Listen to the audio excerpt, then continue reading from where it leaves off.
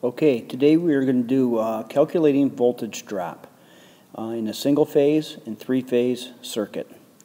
Here's how we identify a single phase circuit, a 1 with a 0 and a line through it. A 0 with the line through it means phase. And three-phase is written like this. Single phase is typically going to be our voltages of 120 and 240. It always has a neutral. Three-phase is typically going to be 480, also 277, but these are the ones that we use most often. The thing with three-phase circuits is it is always going to have three hots. Sometimes it'll have a neutral, but it'll always have three hots. So single phase, 1 or 2 hots, three-phase, 3 hots.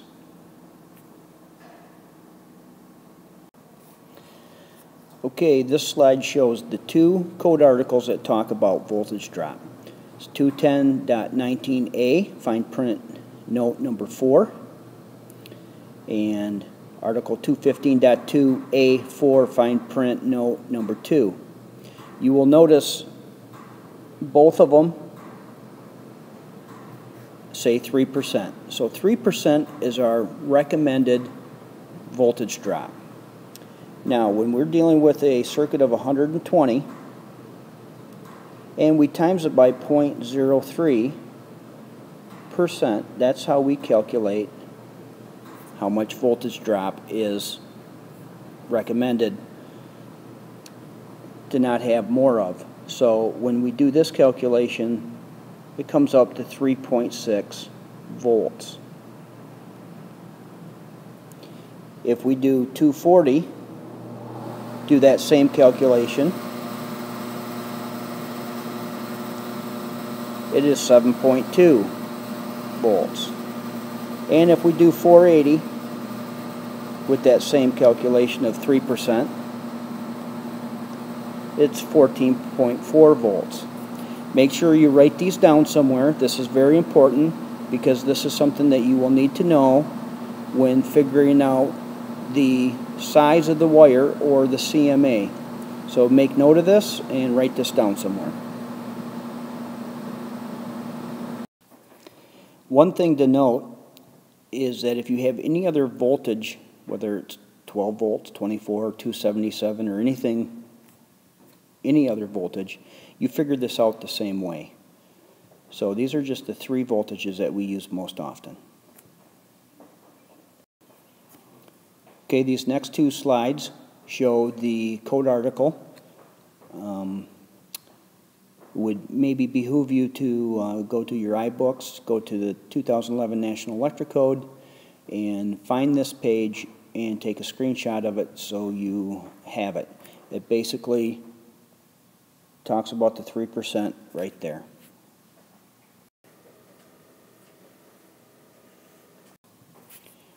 Okay, and this is the article 215 that talks about the 3%, and that's found right there.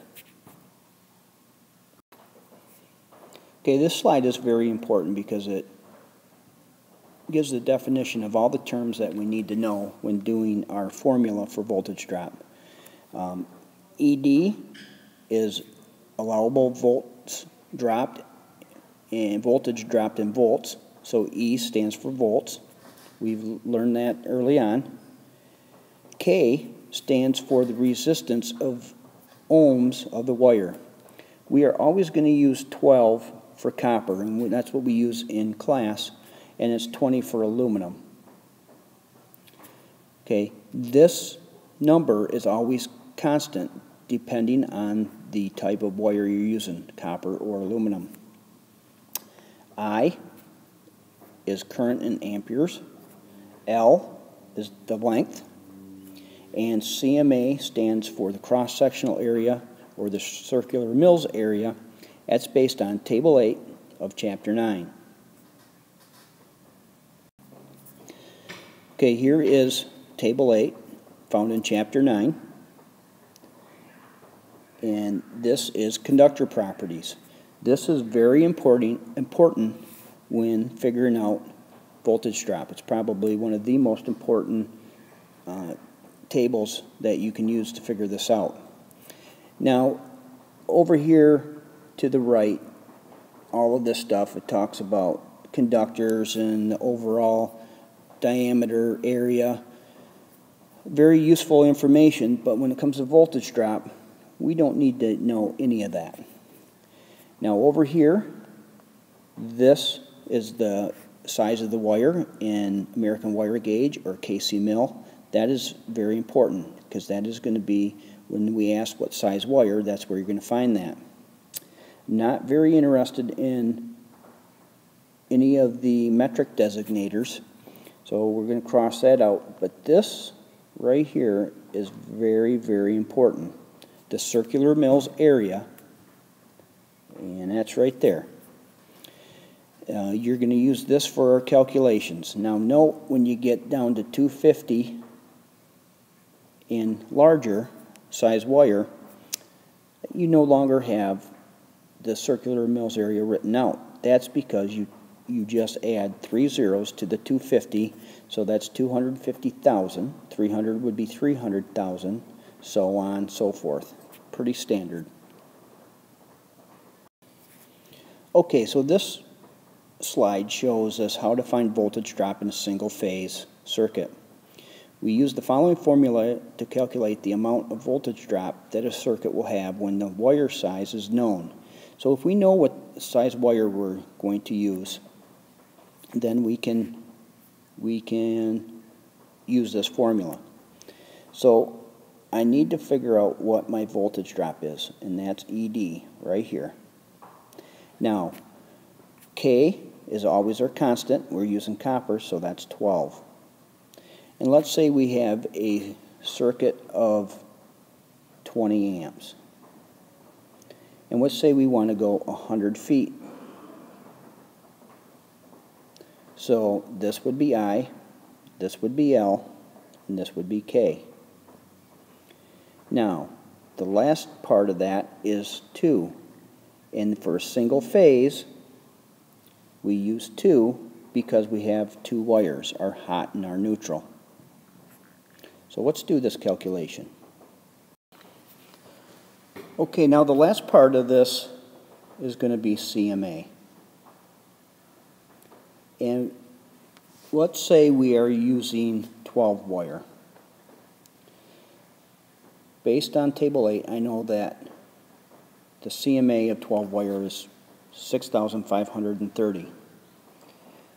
Doing this calculation, I've come up with 48,000. Now I'm going to simply divide 6,530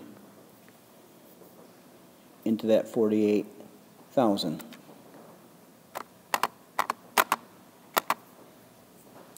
And my answer is 7.3, and that is the voltage drop, 7.3. Now, based on the very first slide we did, or the second one, the allowable voltage drop for a 120 volt circuit is 3.6. So based on this calculation, 100 feet is just a little too far. Our number should always be lower than 3.6 for a 120 volt circuit. Okay, now this slide is how to find voltage drop in a 3-phase circuit. Now based on the earlier slides, we've told you that a 3-phase circuit takes 3 hots. The formula is the same with the exception of this last multiplier, which is 1.73. We get 1.73 from the square root of 3. And that's what we use for the multiplier. So let's use the same calculations that we did before. We've got a 20 amp circuit, that's I. This is K. L, let's say 100. However, this time this is going to be a three-phase circuit, so we're going to have 3 hots, all with 20 amps. And that is 1.73. That's our multiplier. Okay, the CMA of 12 wire, 6530. Now let's do that calculation. Okay, based on doing the simple 12 times 20 times 100 times 1.73, our answer is 41,520. Now we are going to divide that by the 6530.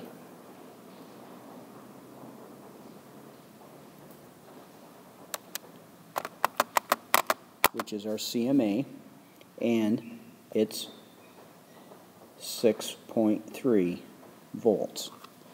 Okay, now we know that the most common three-phase voltage we're going to use is 480, and we said that 480, the allowable voltage drop, was 14.4. So 6.3 is well under, so if this was used in a three-phase circuit, it would be more than sufficient. Okay, now this slide here depicts the formula we're going to use when we don't know the size of wire. This is what you would use most often when you're doing a design build to figure out what size wire you need for a certain circuit. So whenever your length is in question, or you question that maybe you're pushing the limits, this is the calculation that you're going to want to do. So what you're trying to find is the CMA. So this is where that table 8 is really important. So again, we're going to use 12 because that is K. And we're going to do a 20 amp circuit. And we're going to use that 100-foot length. And we're going to times it by 2.